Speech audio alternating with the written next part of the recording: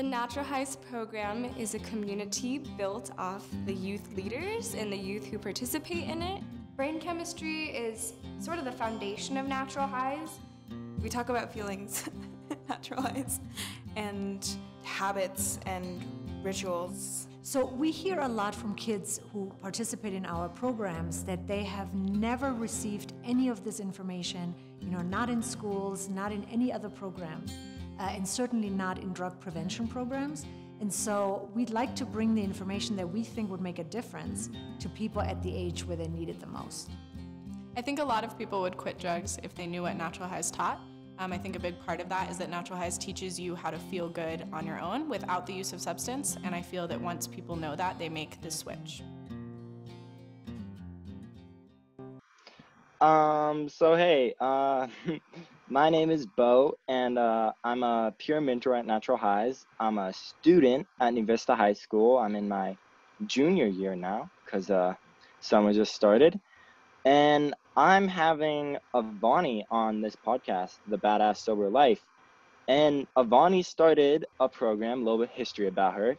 She started a program called Natural Highs, and it is really doing well. It's all over Boulder in different schools, running different groups, and it's changed a lot of people's lives around. I definitely know it helped my life a lot getting involved with it. It helped me learn how to make better choices, feel like I'm a part of a community, and not feel so alone and not feel like I have to do what everyone else my age is doing. So Natural Highs is centered around teaching people to live a sober life and helping them find ways to separate themselves from drugs. So yeah, Avani's here, and hey, Avani. Hi, Beau. So exciting Hey. to have this conversation. I'm looking forward to it. I'm really excited to have you on. I've spent a lot of time with you, and I've always wanted to know a little bit more about you. So, what's your past, Avani? Where are you from? What's a little bit about your history? So I grew up in Germany, in Bavaria, so in the southern part of Germany. And I was a teen in the 80s. And, at that point, there was not a lot of understanding about addiction, about drug use. And so people were still carried a heavy, heavy stigma. So my first boyfriend was very involved in hard drug use. And, there were many nights I was trying to him not overdose, trying to save his life. I mean, it was intense. It was so intense. And as a young person, I felt totally alone with that. Like there was no adult to go to talk to about that. So we were kind of like, we felt like we were left to our own devices. And then he died by suicide. And, as a young person, that to me was just crazy, especially this idea that I couldn't go to anybody. I couldn't go to my parents to talk about it. I couldn't go to, a counselor. We didn't even have counselors at school. And so this was all like we had to deal with this just totally by ourselves. And the experience left me mostly angry. I mean, of course, I was incredibly sad and heartbroken and just destroyed. But really, the dominant feeling was like rage about, first of all, these people were very nice, wonderful people, creative people. And so they didn't fit the stereotype of the drug addict or the junkie. And so I was like determined in that moment. I literally made the commitment for my life to figure this out. Like, why do good people go to those lengths to destroy themselves, and then another friend of mine died from an overdose. So many of my friends disappeared where I still look for them online, so in that moment I made the commitment to figure this out. And then I started studying psychology. I read every book I could find on drug use, on addiction, but I really didn't find anything that addressed the internal battle, that not just an external description, but what actually people are battling on the inside. And I was very lucky because I was also very interested in dance, in like different forms of dance. And I found forms of dance where it's not about performance, but where it's like you literally close your eyes and you go into a different state of mind. And it was actually in those spaces where I thought, okay, here I'm learning to understand these inner forces more. And, and then that brought me to the US.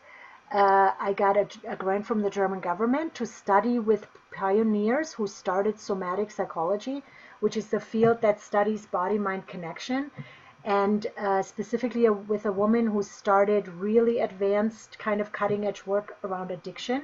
Her name is Christine Caldwell, and I came all the way here to Boulder to study with her.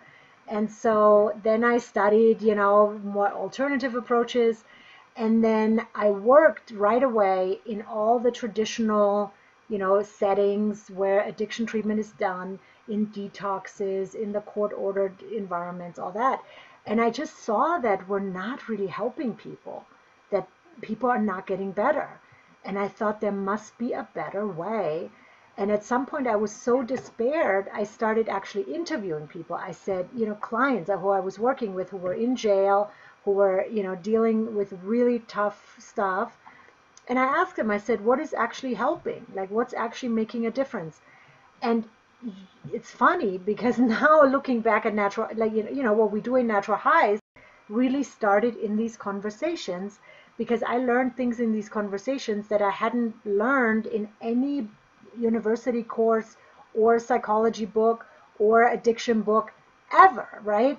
And so a lot of what we do in Natural Highs is built on the wisdom of these people.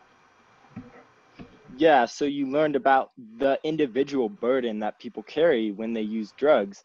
So tell me about that. Tell me about how Natural Highs is built less on a model that is supposed to work for everyone and more on an individual model for, the people who are really there to grow.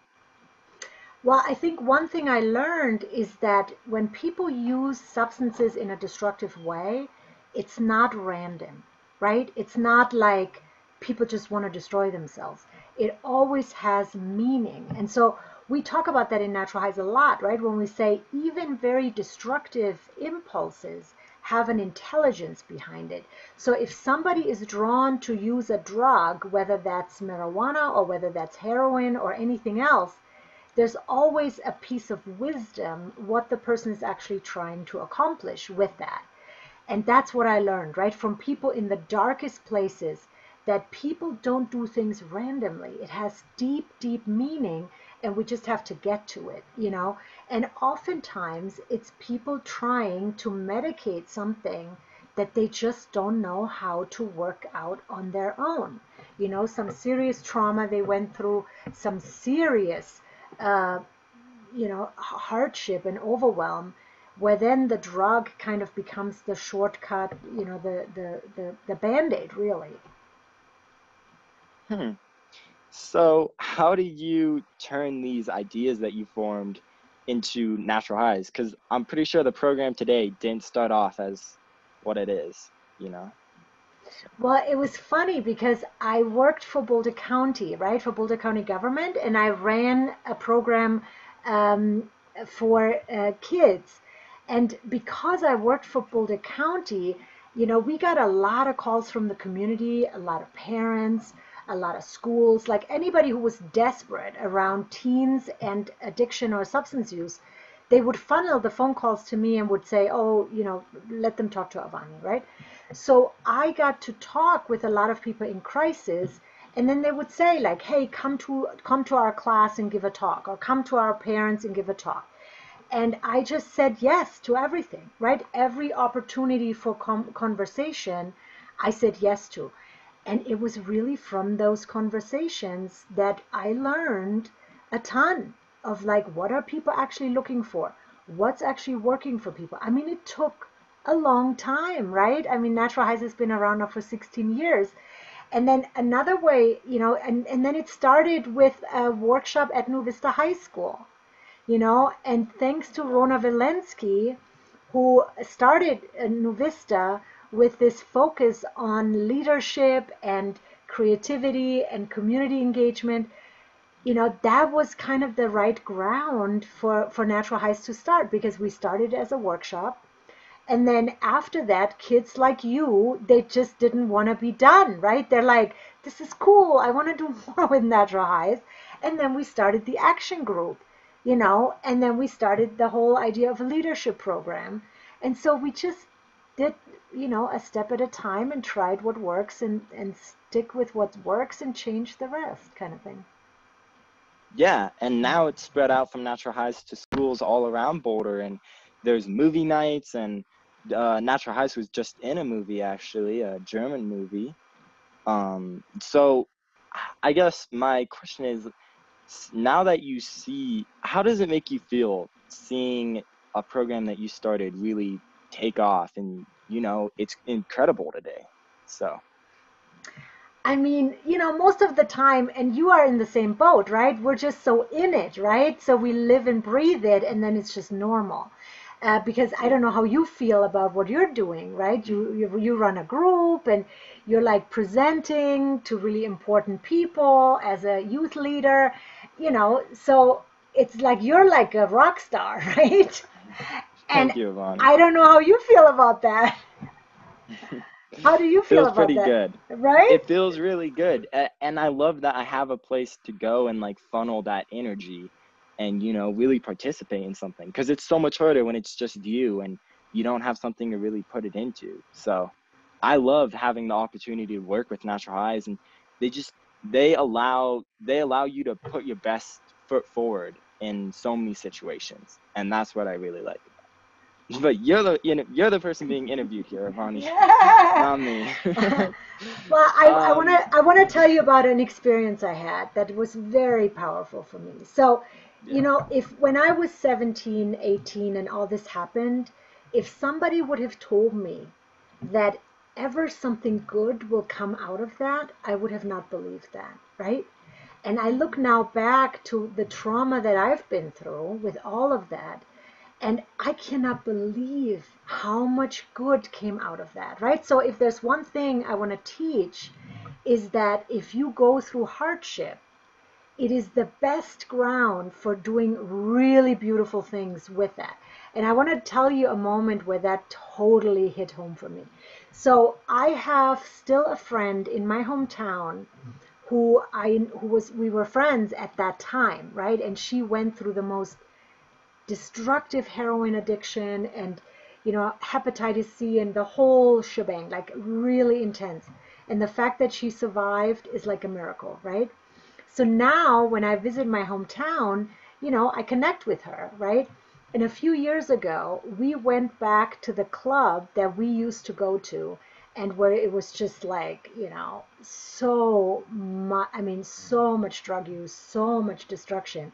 And that was our place, right? That was our home at that time. So this club was still around a few years ago. So I went with her, and we went to the DJ and we requested a few songs that we used to dance to. And so we were in this club, what now?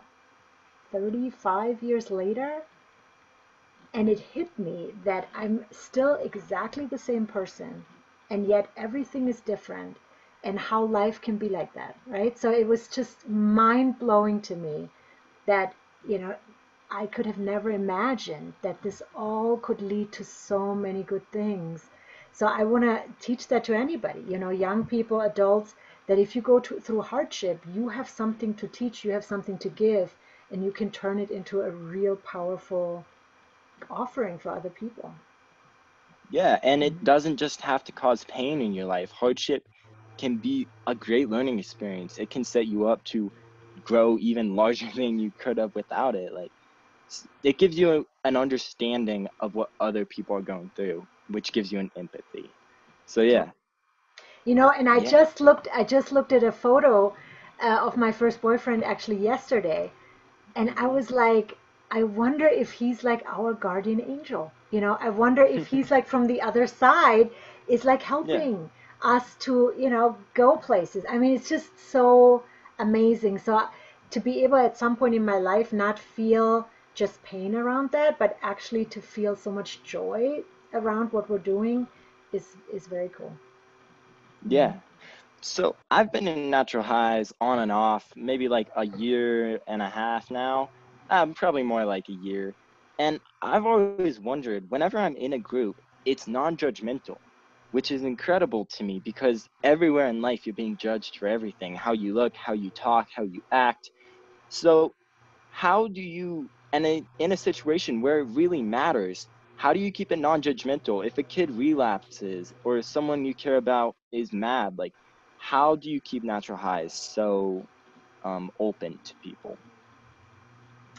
So a few things, right? Like one of the things I think that's a real gift in my life is that I remember very, very well how I felt as a young person. It's like I have, like as if it was yesterday, right? And so I remember how I was judged by adults and how I had a completely different inside view. And so I draw a lot on that, right? To remember, okay, what did I need as a young person, you know?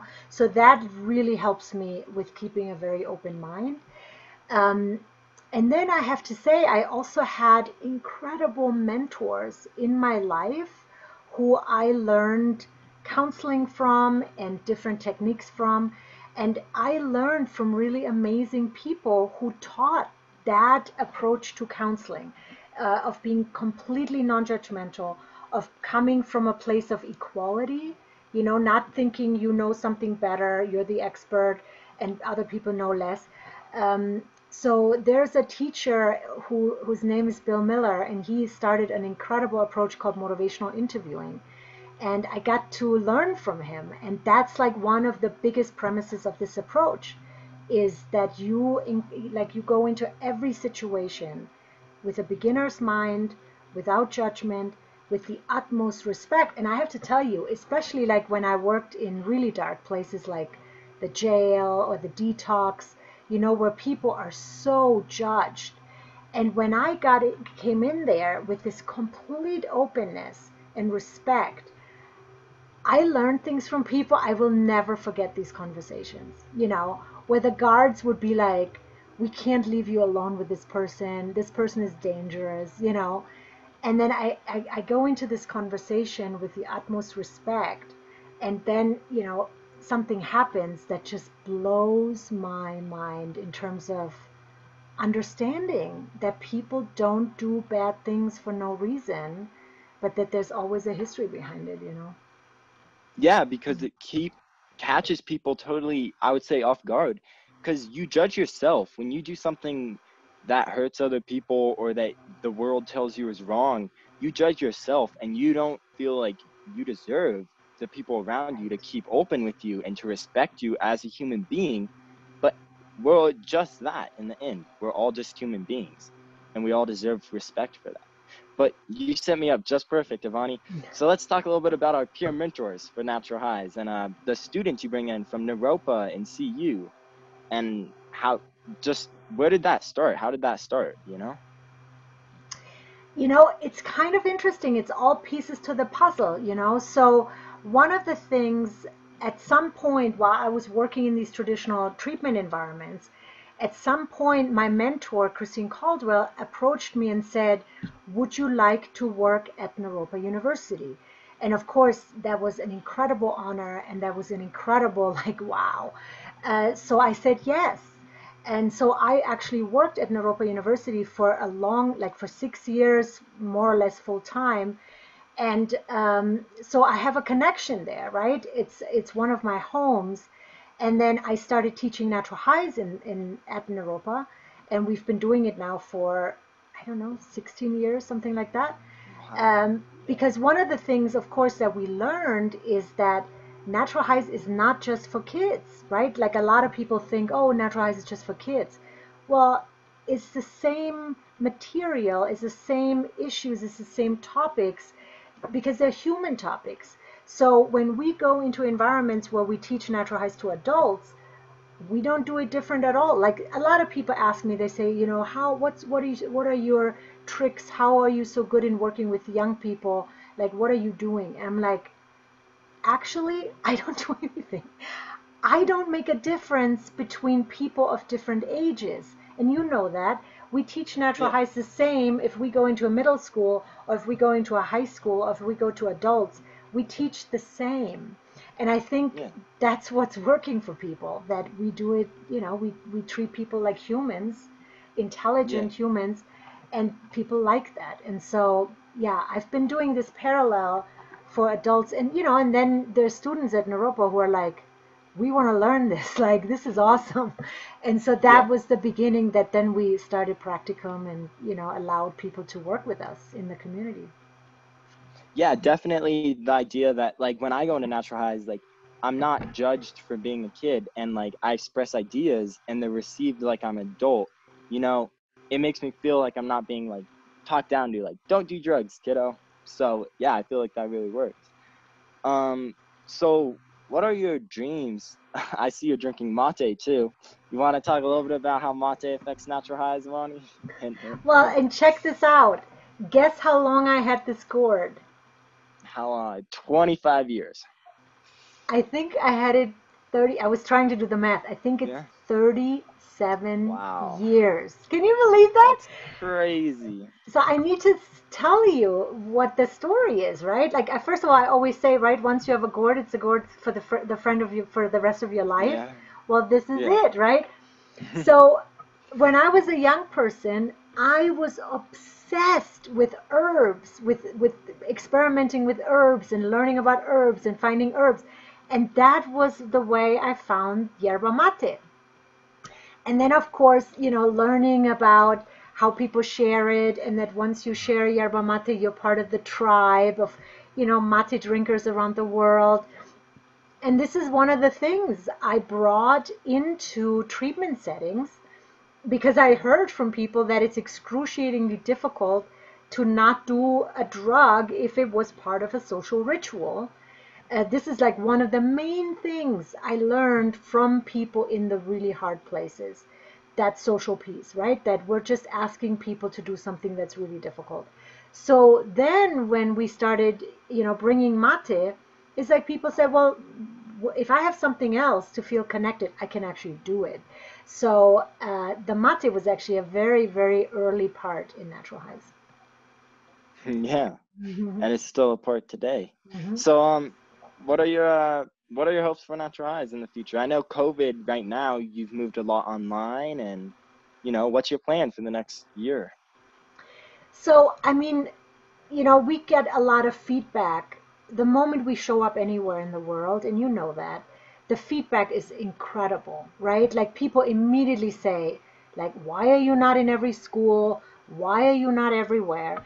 And it has been an interesting experience now being part of the European documentary, right? Because suddenly people see us who, like, outside of Boulder, and the feedback is just incredible. Like, now I'm getting emails from Austria, from Germany, from France, and they're like, we need this here. Like, can you come? Right? So it's like, I think wherever we go, people see that we do something very different.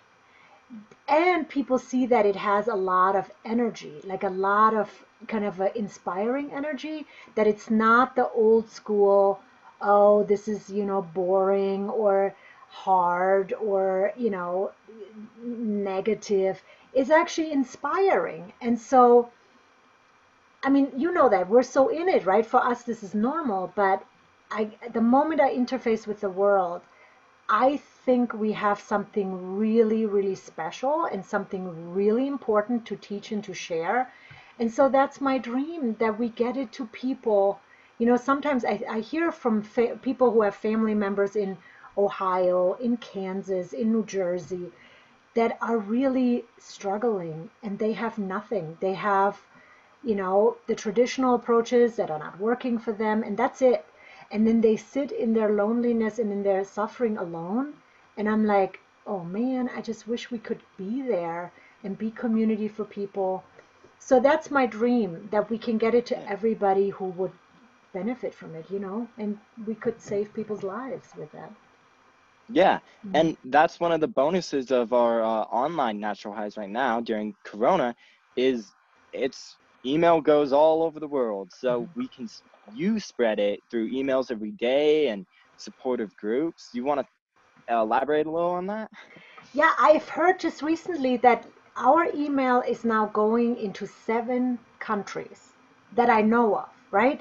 And then I see people go on our website and get things from our store that are from other countries. And I'm like, whoa, this is incredible, right? So because of COVID, we had to move everything online. And I think it was a kick in the butt for us to really get busy. And so we're actually in the process of creating more and more material, including this podcast, to get the news to people who otherwise wouldn't have it. And so, I have to say, my preferred way of being with people, of course, is in a room, sharing mate, right? Being together, because community is like, kind of on the endangered species list right now in the world. But in the meantime, if online is a medium to get it to people who would otherwise not get it, that's fine with me. And so, yeah, it's at this point, naturalhighs.org. People can sign up for daily emails. I mean, summer we're slowing it down a little bit, but email care packets. People can go in our store. There's lots of audio, video, and I think, we're gonna do books and projects, and we're gonna see how we can get our material to people who need it. Yeah. Yeah, and of course you have your calendar on the website that has all of these individual groups that people can log into and be supported through that. So And cool people like you run those groups, right? So you should talk about yeah. your group, just that people get a sense of what is on there, like what is part of Natural Highs. All right. Well, I started a group earlier this year, and my goals for starting it was to make a place where really my friends could come and talk about their usage, and it wouldn't be like judgmental. It would just be like a place where we could hang out and screw around and goof off, and then also have serious conversations about what's going on in their lives and, how we can break habits. So it's called First Step, and it's really an open group, first step to anything, generally around first step to breaking drug usage. I run it with a great practicum student called Alex Cohen. He's really helped me in my life, just having an adult figure there who will call me for an hour and talk about Alan Watts and be there to support me. So I just feel like it embodies what is the draw to Natural Highs for me. Just having a supportive mentor help me run a group where people can come in and talk about what's going on in their lives and enjoy being around each other. So I'm still setting up a time for the summer, but I really hope we can get it off the ground, him and I, and it'll be on the calendar when it is set up. So. And I just want to say, right, what you just said is such a beautiful example of what peer mentorship means in Natural Highs, that it can mean so many different things, right? Yes, it is formal things like presenting at a school, but really you can be a leader in your own friend group, right? You can just be like, hey, let's get together, let's do something helpful, let's have fun, but also let's have serious conversations. I have to say, I love that, because that is the original vision for Natural Highs, is that people understand, like, hey, I'm a leader. I can be a negative leader or I can be a positive leader, and it doesn't have to be always speaking in front of a school. It can be get your friends together, share some mate if it's not COVID, and then you can make a difference in somebody's life. So I just want to say, you're doing it. You're doing what the vision of this grassroots movement is, and I love how you give it your personal touch, and just how you do it is really incredible. Thanks so much, Avani. And I would just say to any teens out there who are worried about being the odd one out in their friend group or anything, it's not like you have to, like, I just feel comfortable right now, like, in this state. So I'm happy, like, running a group and stepping out there. But being the silent, sober one is also a great role to play. Just showing people an example that you can hang out with people, you can be around those substances, but that self-control is within you. So I just think that's really important. Anyway, Avani, so is there, yeah, I've got like one wrap-up question, but I just want to open it up for a minute. Is there anything else you want to talk about before we wrap this thing up? I just want to say, I'm really blown away just how you did this interview. This makes me so inspired to interview people, go out there, bring those conversations to people, because I think this was a very beautiful moment of just, we are from totally different generations. We're from different countries. We're from different walks of life, and here we are talking about pretty interesting things. And so I just think it's a beautiful example that people from different places should have conversations, and that this topic of substance use and sobriety and how we live is super exciting. Like, I don't want to stop talking. It's so fun. All right.